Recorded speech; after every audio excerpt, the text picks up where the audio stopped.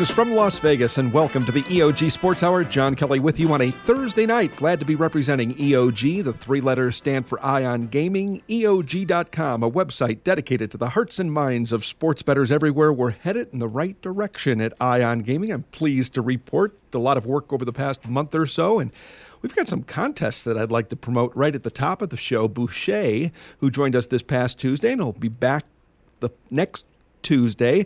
He's administering our NHL contest. $100 a man. We'll have 40 contestants. A prize pot of $5,000 as an overlay will be available. 125% payback featured, and that's the way a contest should be run. Hustle Double is just starting up with an NBA contest. He'll be accepting entries shortly. He had a post in the main forum at EOG.com today about his NBA contest. So pretty much the same format as Boucher, some tweaks in there as well, but the 125% payback is present as well. So a lot of fun, I think, this fall and winter as we watch NBA and NHL action. NHL season gets underway Wednesday of next week. The NBA season doesn't arrive until Thursday, October 28th. And our featured guest on tonight's program is going to be part of that NBA contest. He's followed the NBA for a long time. His name is Ed Jones. We call him EdTheStatMan. He has a website and a Twitter handle that's fun to follow. Ed, good evening and welcome to the program. Hey, John. It's kind of like the East Coast takeover this week. Last night with the Philadelphia and Boston representing, Philadelphia, South Jersey representing tonight. And don't forget about Dink. He has New York roots. He's here every Tuesday night. That's it, yeah. It seems like all the sharp sports bettors actually originated here out of the East Coast for some reason. I could argue probably the smartest people in the country from that Northeast corridor, Ed. Not that the Midwest and West doesn't have some smart guys, but I'd say percentage-wise, I like what the East Coast has to offer. I think you think faster. You do everything. You walk faster, talk faster, think faster. There's something about the hustle of New York and the Eastern Seaboard that has an edge over the rest of the country. That's because there's a lot of people. There's a lot of people to compete with, and you're constantly competing for everything. You're constantly competing in school for the better grades to win scholarships. You're constantly competing for the best jobs because there are some pretty good jobs on the Eastern Seaboard, especially in the financial district. You have the financial capital of the world in New York. You have the power capital of the world in Washington, and you have Philadelphia, who sits in between. We're the start of the country, and we have quick access to both New York and Washington, so we're kind of sitting right in the hub to take our choice between the financial capital and the power capital. That's a good point about the population. The competition is so fierce, and one term you will not hear in the Northeast corridor, or phrase you will not hear in the Northeast corridor of this country, is big fish in little pond. You get that in the Midwest and certainly in the Northwest regions of the country, but big fish in a little pond, there's no little ponds there. No, it's a big fish bowl, and you're just trying to not be the little fish swallowed up by the big fish, and that's basically the reason. That's the reason why in the Northeast it's just hyper competitive. Bottom line is that's where the country started. I mean, the country started on the Eastern Seaboard, and most of the immigrants that came over from Europe, early on in the 1900s, had just they stayed here, and they really had a hustle. They had a hustle. They came to America with, I had grandparents, great-grandparents come off the boat with no place to live, no job, and nowhere to go, just looking for a better life. So you had a hustle from the get-go just to start a life, and that's just been passed on. That work ethic has been passed on down to the following generations. Let me stand up, if I may, Ed, for my brothers in the Midwest and here in the West. I think there are some virtues to other parts of the country. I think as a native Chicagoan, something about the Midwest and the friendliness that is there, the family structure too. Not that the East or the West doesn't promote family, but there's something about Midwestern family values that I like. And then as you get west, the attitudes here. I really love the attitudes, the laid-back attitudes of Californians especially, but just in general. I think the West has a great laid-back style of living. So, I mean, I was in Chicago a few times, and it's the nicest big city I've ever been to. The people are cordial. The town is very clean, and I would have to rank it as the number one city that I've ever been to with regards to just being able to enjoy yourself. And of course, I've been out to Las Vegas, 3 or 4 or 5 times in my life, and out there, it's more like a melting pot. It's kind of like, as soon as you speak, they know where you're from, and it's kind of like where everybody's from. And that's the first question. Well, where are you from?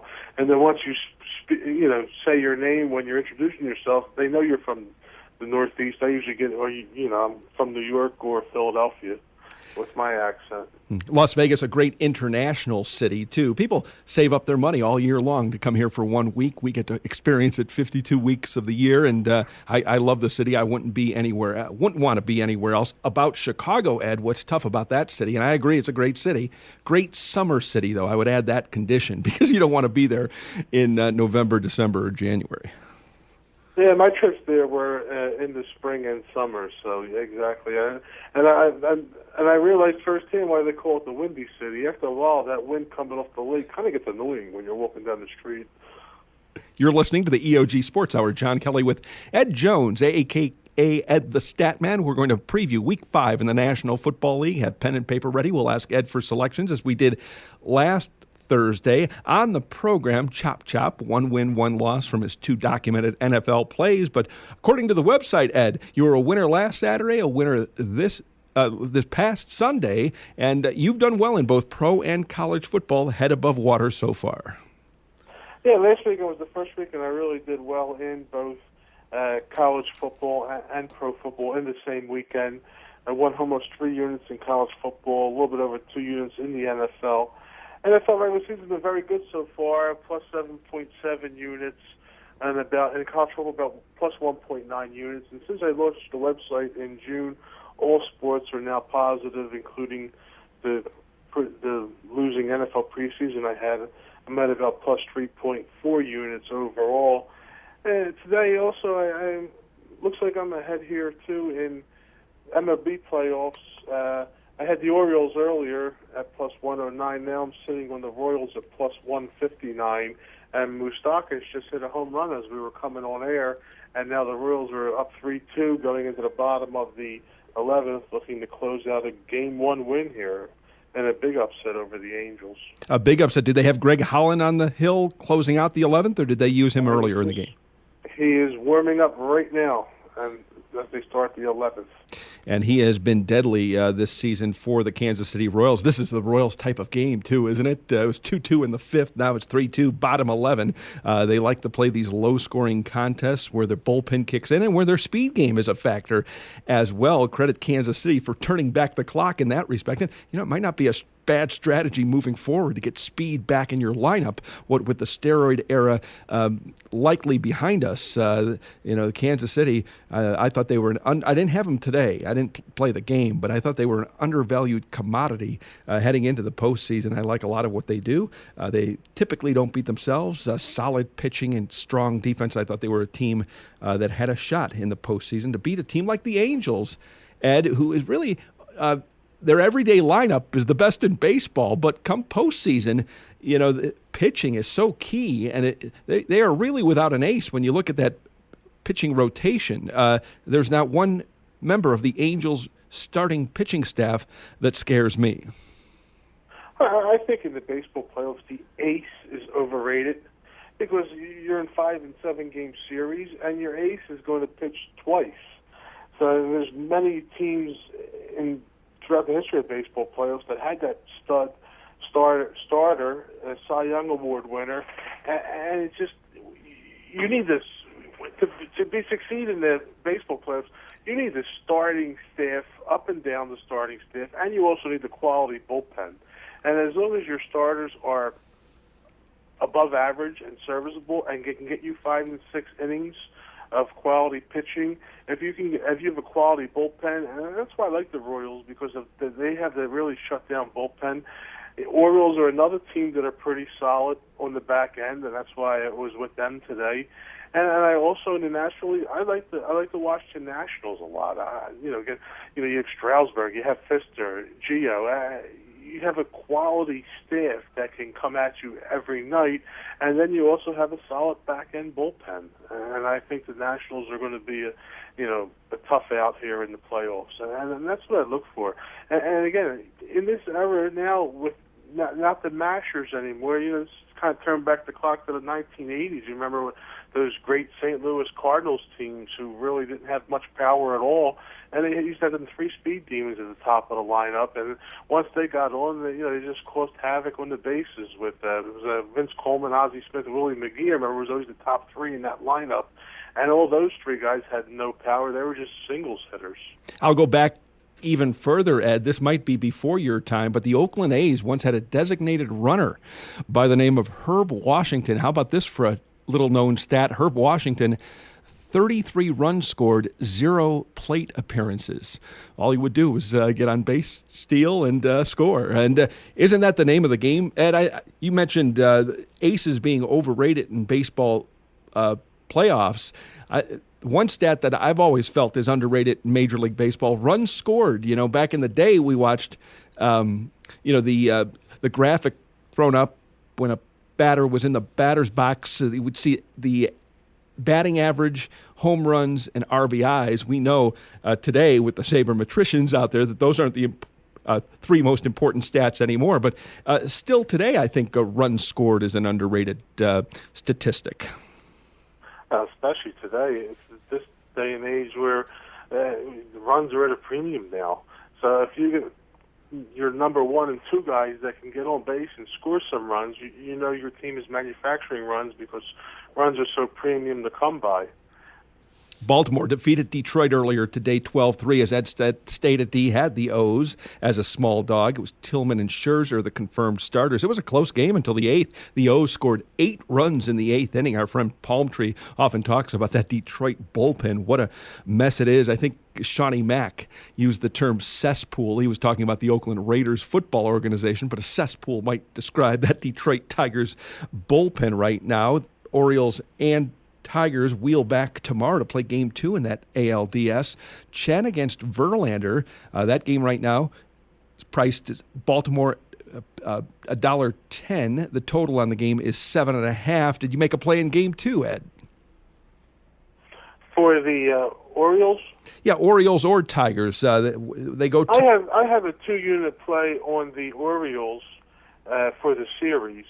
So I may wheel back and play them again in Game 2, but with the Game 1 win at plus 109 and 2 units on the series at plus 125, I kind of really like my position on that. So if I do go back and wheel back tomorrow, maybe just a half a unit on the Orioles. I think they're looking at minus 109 now. I'm just concentrating on this Royals game, and Hamilton just popped out for the third out. Holland struck out the first 2 batters. Hamilton popped out for the third, and the Royals are now up on the series 1-0 over the Angels. You just don't know. And remember, a best-of-5 series, too, in the divisional series play. So from here, it'd be interesting to see what takes place. They'll play Game 2 tomorrow. Shoemaker and Ventura are the starters for Game 2. That game goes at 6:35 p.m. Pacific time in Anaheim. Shoemaker, we know, missed a start or two at the end of the year. Ventura is the pitcher that Ned Yost called on in the death match against the Oakland A's and allowed a big home run. It looked like it was over at that point when Ventura came in and disappointed the squad, but now Ventura has a chance to redeem himself tomorrow. Yeah, I mean, I think there's a lot of money came in on the Angels tonight, and now you get that proverbial must-win tomorrow night. You have to win because then you're going to go into Kansas City and play 2 there, and you don't want to be down 0-2 going on the road. Not impossible to in baseball. It's not impossible to win 2 on the road and come back and win Game 5, but you just don't want to play with fire at that point.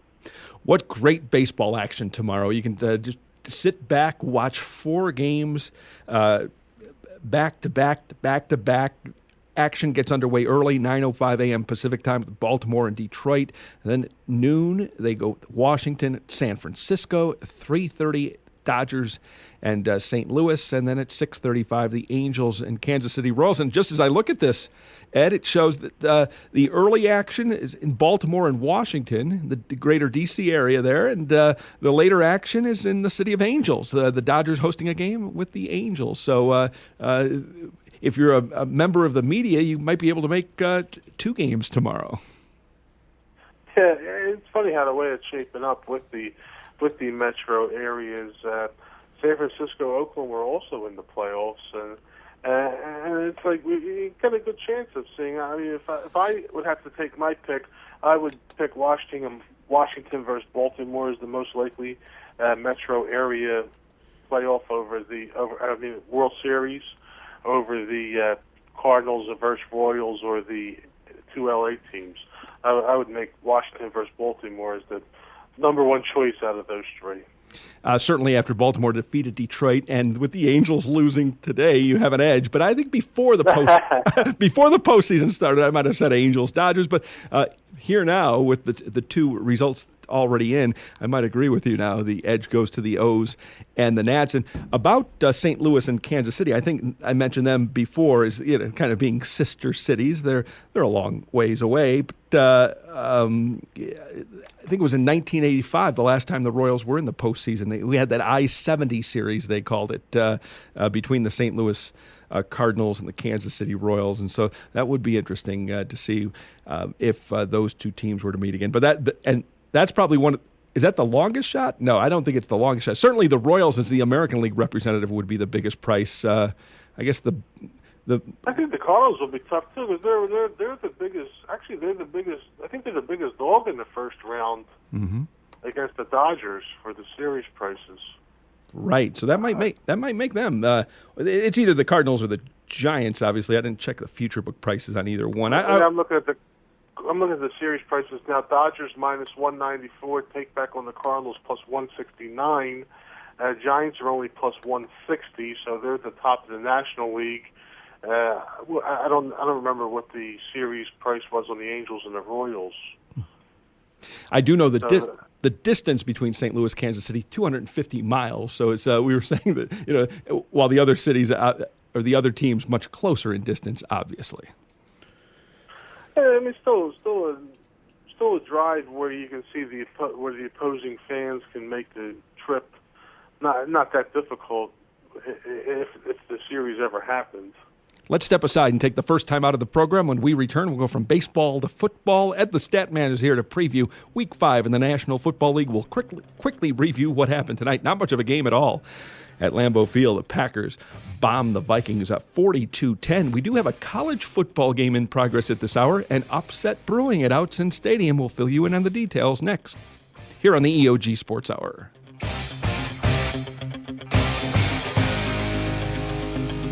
There's no such thing as a sure thing, unless you're talking about Ion Gaming. Ion Gaming is a website dedicated to the hearts and minds of sports bettors everywhere. If you're looking for smart, sophisticated sports handicapping information and insight, go to EOG.com. If you're looking for the latest news on the ever-changing landscape of Nevada's race and sportsbook industry, go to EOG.com. If you're looking for the most recent developments involving the worldwide sports betting scene with an emphasis on the leading sports books in San Jose, Costa Rica, go to EOG.com. And finally, if you're looking to join an online community of sports gamblers where registration is free and the information is priceless, go to EOG.com. You get the idea. Why gamble on other sports betting websites when Ion Gaming is a sure thing? And I love a sure thing. Hi, this is Rick Alec, president of Sports Options. Sports Options is a sports information tool designed to give sports bettors of all types the necessary edge needed to improve their bottom line. With Sports Options, you'll never lay a bad number again. We provide you with live odds from the leading sports books in the world, from Costa Rica to Curacao, London to Las Vegas, and everywhere in between. Sports Options also provides the fastest and most accurate injury information, lightning-quick score updates, and game analysis from 30-year handicapping veteran Mark Simons. We offer affordable services for players of all levels, starting at just $99 per month. To see which service best fits your needs, you can take advantage of our 7-day free trial. No credit card is needed. Just go to www.sportsoptions.com and click on the free trial link.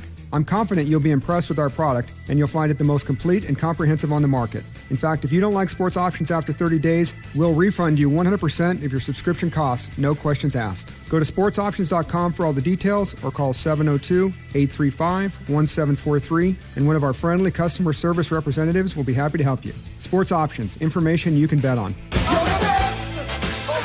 And we are back. The EOG Sports Hour. John Kelly with you on a Thursday night. Our featured guest, EdTheStatMan. His website is EdTheStatMan.com. His Twitter handle, @EdTheStatMan. He's flipped the script in terms of the sports advising. Instead of paying for his selections, you can access them free via his website or his Twitter handle.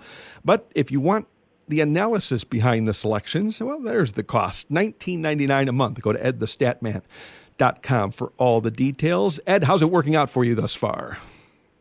Oh, very good. Especially with the betting systems that I've been putting up. I put up some select betting systems each week in the NFL and college football. And in the NFL, the betting systems are 10-6 so far. In college football, they're 13-5. So 23-11 overall in football this year. So if you just follow them, that would be a pretty nice score. It would cover the price of admission fairly easily. What was your 23-11? What was your takeaway on tonight's game? Packers 42, Vikings 10. Yeah, I kind of overthought it. I thought it was a bit of a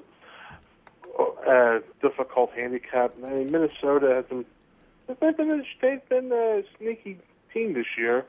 I thought their defense has improved a bit, but it just hasn't showed. It definitely didn't show tonight.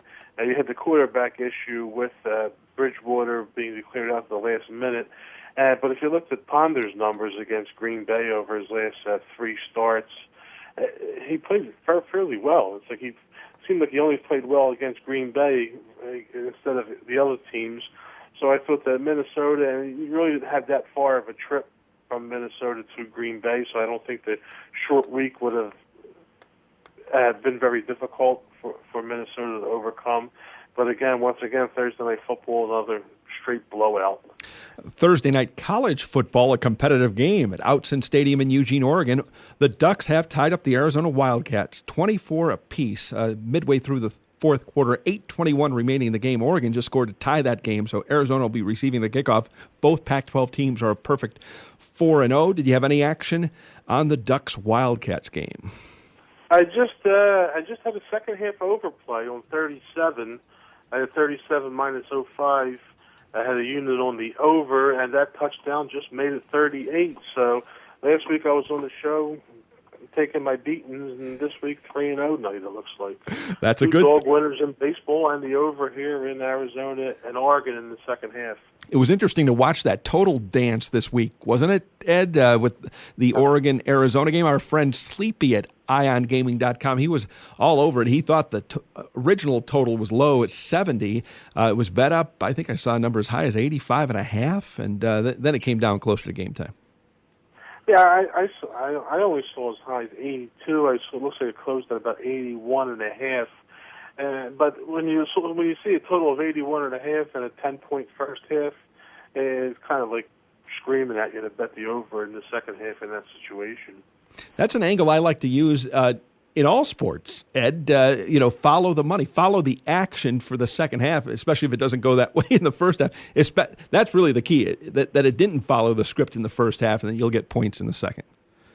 Yeah, there was 2 games like that were kind of screamed at you this year. The other one was that Indiana Bowling Green earlier this year. I know the poster of Milkshake, he was big on the over in the Indiana Bowling Green game. And I think it was another game where it was like 10 or 14 points in the first half with like a total that went up from 68 to 78 or something at that point. And that kind of screamed at another over second half bet in that situation. It works. And that ended up getting over for the game when all was said and done. Do you think it works the other way as well when they score a boatload of points in the first half, come back to the under, or is that a check with me? I don't. Personally, I hate betting second half unders in college football because you have especially if it's a close game, because you have the overtime situation. And so it's kind of like very difficult for me to do that. If I don't like the under in the whole game by a lot, it's difficult for me to move on the unders because of the overtime rules in college football that can blow up any under bet at any time. That might be Sleepy's only hope here at Outson Stadium is overtime. Yeah, it looks like 24-24 with about 8 minutes left, and Arizona's got the ball on their own side of the field, so it's quite possible. Mm-hmm. And with overtime, you start at the 25-yard line. You get 4 downs to score points. And, we've seen before, I think 6 overtime games. One I remember back a few years ago, plenty of points can be scored in those extra sessions. Ed the Statman is our featured guest. We're going to talk Week 5 in the National Football League now. How many selections for us on tonight's program, Ed? I will give you 1, 2. Let's go with 3. I got 3 that I'm definitely going to be moving on. 3 plays all told. I'll go on record with a baseball selection in the final few minutes of the program. Let's start at the top of the card. Carolina is home to the Chicago Bears. We'll use the Westgate numbers tonight. The Panthers -2.5, -$1.20. The total is 46. Panthers coming off 2 bad losses, and they were pretty much embarrassed in the Steve Smith Bowl last week. Come home against a Bears team who also struggled, but I mean the Bears, although 2-2, both of their wins were fairly phony. They were the beneficiary of turnovers in those games that they won. They gained less than 300 yards. I think it was 254 and 216 in those 2 games. Again, the defense has been leaky. They're beat up on the injury, especially in the secondary. I look for the Panthers to get healthy here and bounce back from their 2 back-to-back embarrassing losses and beat the Bears. I would lean to the Panthers. My outs are showing at 3, 2.5 -20. Let's see where that lands. If we can get a lot lower than 3 to make the move on the Panthers here against the Bears. Next up, Tennessee hosting Cleveland. The Titans are 2-point favorites. The total is 44. Jake Locker probable. Yeah, Jake Locker, as I've been saying the first couple of weeks, not one of my favorite quarterbacks. Browns showed pretty well. I mean, in all 3 games, really. They came back against Pittsburgh in Game 1. They beat the Saints in Game 2 in a big comeback and lost at the buzzer in Game 3 against the Ravens. So, I mean, if you just look at this game from that standpoint, the Browns look like the side here, and just simply because they are better. But taking to the road with a bye week, if I had to play, I would lean to the Browns here. But at +2, hopefully maybe we can get up to +3. If it does go +3, I would definitely take the Browns. Next in the rotation, the Philadelphia Eagles, home to the St. Louis Rams. The Eagles are 7-point favorites. The total on the game is 48. Last night on the show, Shawnee Mack was talking about the Philadelphia offensive line and how beat up it is. Yeah, Eagles get Lane Johnson back off a 4-game suspension, #1 pick last year. And after last year, they were the only team in the NFL to have all their offensive linemen start every game and play every game. And now it's coming back to haunt them with the injuries this year. Johnson comes back. It does improve the line significantly because now that's be able to move Harriman's back into the right guard position. And they really have to get the running game going. And again, the Rams got one of the better defensive fronts, so I can definitely see where the gentleman Sean last night is going with this game, because the Eagles really haven't shown anything with regards to running the football the last 2 weeks, and you're going up against, again, one of the better defensive fronts in football. So I would have to lean to the Rams here also. I'm not sure if I'm going to make the play or not, because, again, Chip Kelly may have some tricks up his sleeves coming off that terrible loss against the 49ers. And the amazing thing is that the offense didn't cross midfield until about 4 minutes left in the game, and they still had it was pretty much a kind of a coin flip to win it. They had 1st and goal inside the 10, 3rd and goal from the 1, and just couldn't punch it in for the win in that situation.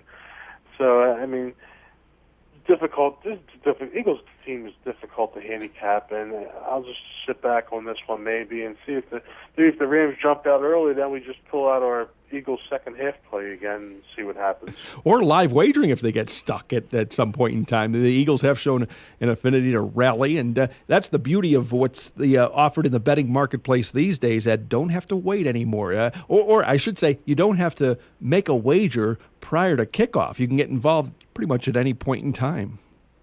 Yeah, absolutely. If you don't like them, I mean, we've been beating the Eagles into the ground, and with the way they've been playing, and I've cashed my live bets so far in the first 3 weeks where they came back from huge deficits and have been making money. I kind of laid off it last week because they were just terrible on offense, and they were still up 21-10 or something going into halftime based off of special teams and defensive touchdowns, which really difficult to handicap those. I mean, so it was difficult to make any moves live wagering last week just watching the game.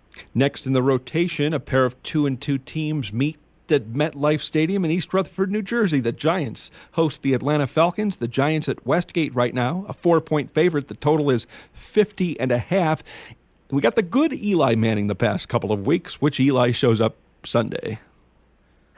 Yeah, Falcons they were really shredded last week, especially on the ground against the Minnesota Vikings. And again, Falcons and Saints, great home, terrible on the road. And I just don't know why. It's just difficult to figure out. Giants coming off that big win on Thursday night against the Redskins. They're on a 2-game winning streak. Falcons are on a losing streak. Tough game to call here. Again, slight lean, I guess, would have to be the Falcons in this situation. I still think they're a better offensive team. I just can't see them playing awful 2 weeks in a row on the road. I think after that loss to Minnesota, where they came in and also got a lot of money, line went up from 3 to 5. I think it closed at 5 in favor of Atlanta. In this situation, they reversed their roles where they're the underdog. So I think maybe less pressure off of them, and with Matt Ryan and the way they can throw the ball around the field, I think the back door will always be open in this game. If the Giants are ahead, I'd have to lean to Atlanta in this situation. You're listening to the EOG Sports Hour. John Kelly with Ed Jones, a.k.a. EdTheStatMan. His website, EdTheStatMan.com. His Twitter handles, @EdTheStatMan. We're previewing Week 5 in the National Football League. I'm representing EOG.com. That's IONGaming.com. We'll probably pass on the final commercial break of the show so we can go commercial-free the rest of the way, thanks to our fine sponsors, Sports Options, Rick Alec and the boys at Tropicana Avenue. Do a great job with their line score service. Want to thank BetMania, also Bet Online, 5 Dimes, BetDSI, and many others. More sponsors coming aboard soon, so stay tuned for more announcements in that respect. Next in the rotation, Ed, at the Superdome in New Orleans, a pair of 1-3 teams meet. The Saints 1-3, the Bucks 1-3. Saints have to get things going now. They're 10-point favorites over the Bucks. The total is 48. It's Drew Brees against Mike Glennon. What's been the Saints' problem thus far? Defense. They can't stop anybody. They're having a very hard time, especially in the secondary, and they're just getting picked apart. They're having a hard time covering tight ends, and the defense is really struggling, and that's the reason why. The other reason why is that they've been playing on the road, and they haven't been playing at home, where there's just a completely different team. And in this situation, the Buccaneers coming off that miracle win at Pittsburgh last week, but teams that beat Pittsburgh as underdogs struggle the following week, and it's been throughout the course of the NFL history here. And I had those stats up on my website in the premium section, and so I look for the Saints here to bounce back. I know a lot of my forum fans hate the term "must win," but this team can't afford to drop to 1-4 and eventually put themselves last in the division. This team's too talented for that. The coaching is too good, and the Bucks come in maybe a little bit fat and happy, coming off the big win in Pittsburgh after getting some confidence after that loss against Atlanta, and now come in New Orleans, and it's the third road game in a row. So, I mean, that'll be my first selection on the show, is to take 460 and actually lay 10 with the Saints here, and I think it's going to be a bit of a whitewash against the Buccaneers. The first of three plays from Ed the Statman, betting number 460, New Orleans minus 10 over Tampa Bay. Let's continue, if we may, about that discussion of must-win situations. I thought it was fascinating. It was the first time I've heard any handicapper mention must-win situations early in a football, basketball, or baseball season. I kind of liked the outside-the-box thinking. I know our friend Brian S. really didn't care for it. It might have been a matter of semantics, but I understood your point, Ed, and I'll let you make it instead of trying to restate it. But must win early to kind of save the season, kind of a right the ship type of win in September, as opposed to the traditional must win scenarios that we oftentimes hear in late December that are grossly overpriced and overplayed. Yeah, absolutely. I mean, basically, I just use the win season totals and the odds to win the NFC, odds to win the division as a guide. And the Saints, they were a 10-win team across the board in this situation. I mean, last week when I was posting on the forum, I made the argument that the Packers were in the must-win situation. They were one of the favorites to win the NFC, and they were at 1-2 at the time, and then they had back-to-back division games, whereas the Bears, they were 2-1, and they were playing their first division game against the Packers. So you kind of want to, the Packers were going to have a hard time losing back-to-back division games, and as favorites in one of the favorites to win the NFC, and the odds-on favorite to win the NFC North. Kind of like, all of a sudden, the first 3 weeks, you look, these teams just struggle. 1-2, if they're struggling after the first couple of weeks, now all of a sudden this team's no good. And what happened to our preseason predictions and the preseason odds that they had on these teams? Like they just go by the wayside. I mean, every once in a while, the odds makers will be completely wrong on a team and just totally miss. But most of the times, I think they won't. And again, Saints, win total, again, they were 9.5, 10. They were in that range, and now for had them to drop to 1-4. And on paper, talent-wise, they're not that bad.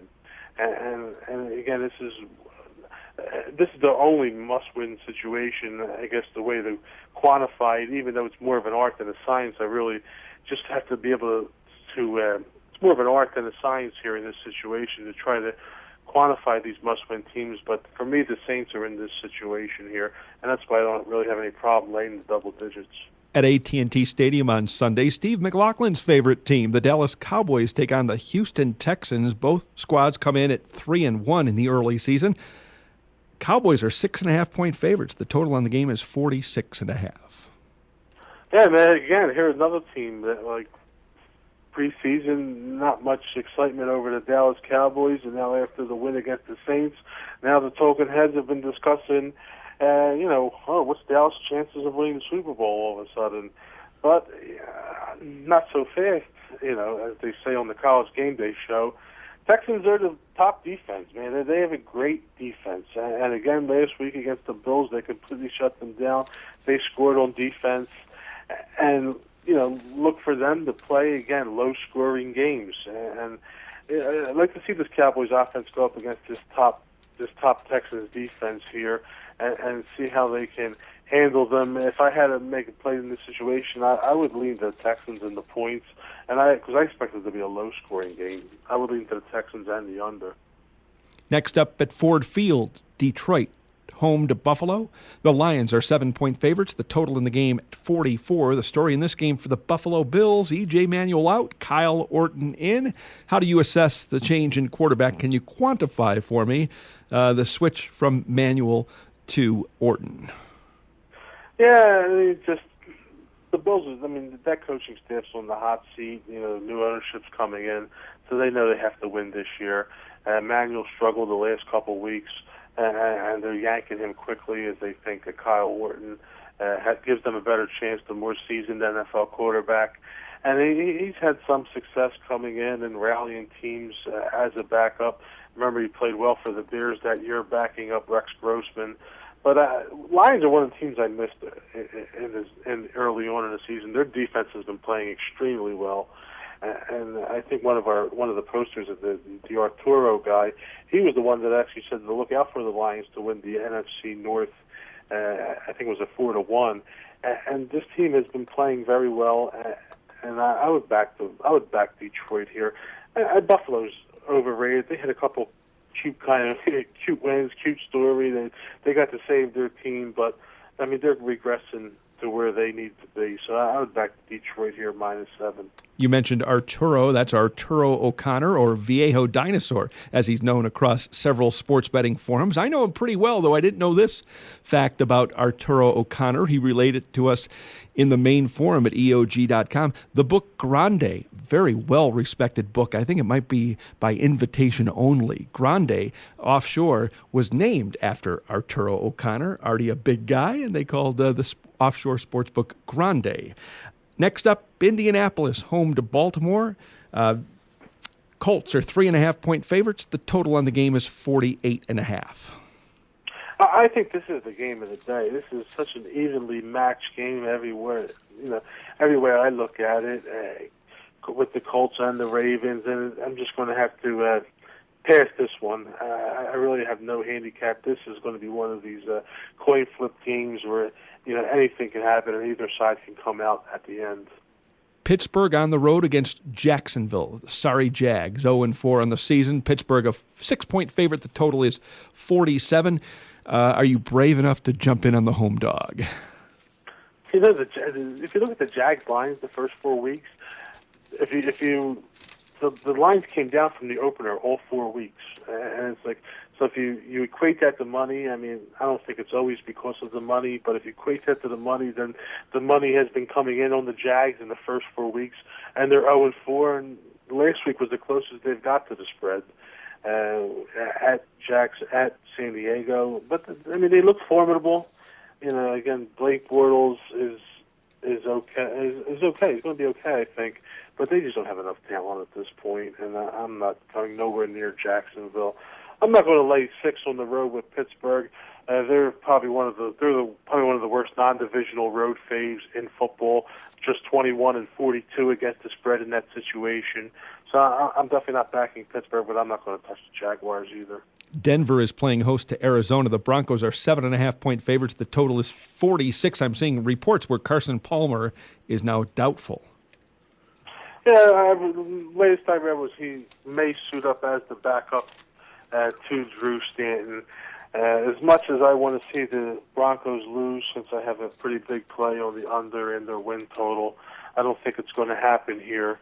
It's just so hard for these non-conference teams that are not used to going into Denver to go in there and win. And you look at this on the surface, Broncos are 2-1, Cardinals are 3-0, and the Broncos are laying a touchdown and touchdown plus in some situations. In some books. But if you look at Denver, they're 55-19 straight up at home versus non-conference opponents since 1975, and that's a pretty serious stat at 55-19. So again, I look for the Cardinals to come in here, even with both teams have the week rest, so there's no real advantage in that situation. But the Broncos' defense is much improved, and I look for them to rattle Stanton. Again, Stanton's not that great of a quarterback.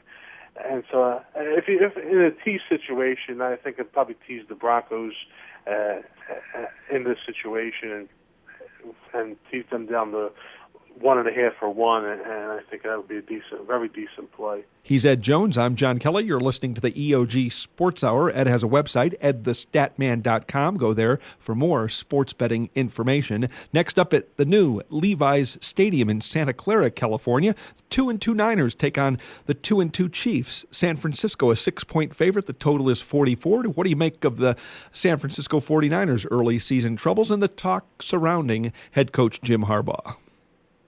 Yeah, I mean, it's obvious. First of all, it's amazing that the 49ers, you can make the argument that over the last 3-year span, the 49ers are the absolute best team in the NFL. They made the conference championship 3 times. They made the Super Bowl once. and all three times they were knocked out by the Super Bowl champion. They were knocked out by the Seahawks last year. They lost in the Super Bowl against the Ravens the year before. The year before that, they were knocked out in the conference championship game by the Giants.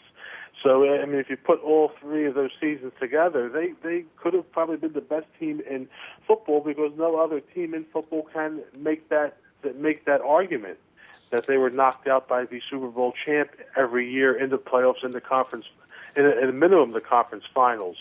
So it boggles my mind how the front office can be, causing all this commotion between the rift between the front office and Harbaugh, which apparently it seems like it's kind of going in through the locker room, as we had some comments during the week by some of the talking heads in the media stating that, that it's a very toxic situation, etc. I don't really buy into all that. I mean, looking at this Kansas City team, and this is probably one of the major letdown situations. You come off a complete beating of the Patriots on Monday Night Football. Now all of a sudden you're the toast of the NFL. And you turn around into a non-conference road game the following week, traveling out to San Francisco. And if this is not a letdown situation on an NFL schedule, I don't know what is. But again, if you get the back and 49ers, you got to pay pretty heavy tax. I'm not pretty comfortable laying 6 points with the 49ers the way they've just been performing lately. So this is probably going to be a pass for me.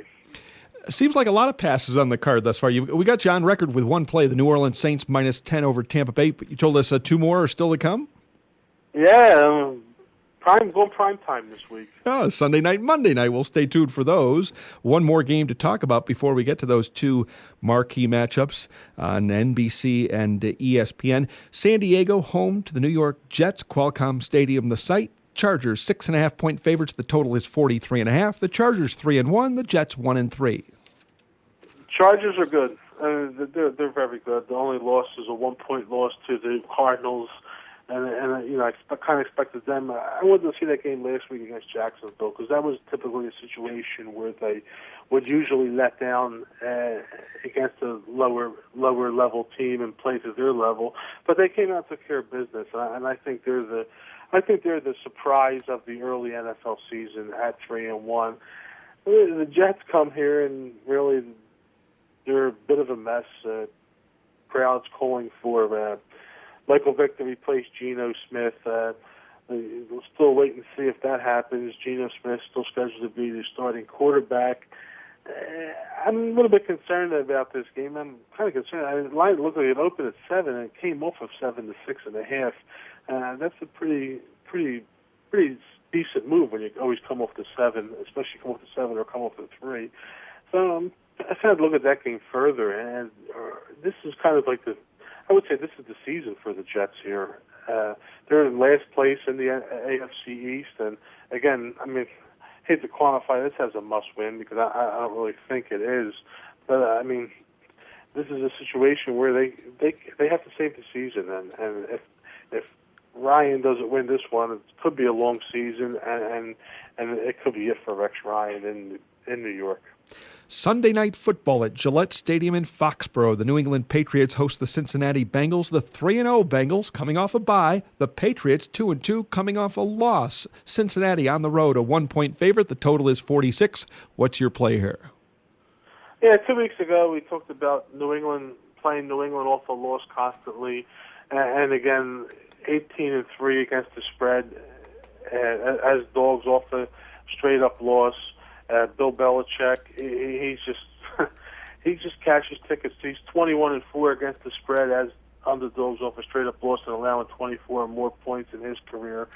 So I'm just going to keep backing the Patriots off a loss, and they've been good to me, throughout the last 4 or 5 years, just backing this team off a loss, and I'm just betting it blindly again and going after them off a loss. 476 New England.